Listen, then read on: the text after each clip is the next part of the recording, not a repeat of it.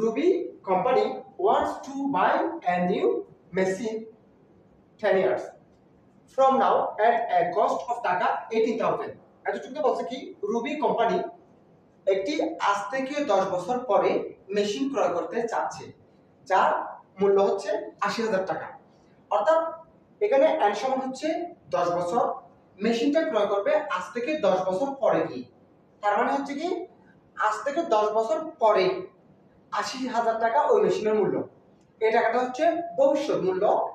FB value এবং এটা হচ্ছে কি এন্ড সমান 10 ইয়ার্স কারণ 10 বছর পরে এটা হচ্ছে the company also expect that scrap value to be realized from the old machine would be টাকা 5,000 ওই কোম্পানিটি বিবেচনা করতেছে যে মেশিনটি একটি ভগ্নাবশেষ মূল্য থাকবে মেয়াদ শেষে যার মূল্য হচ্ছে 5,000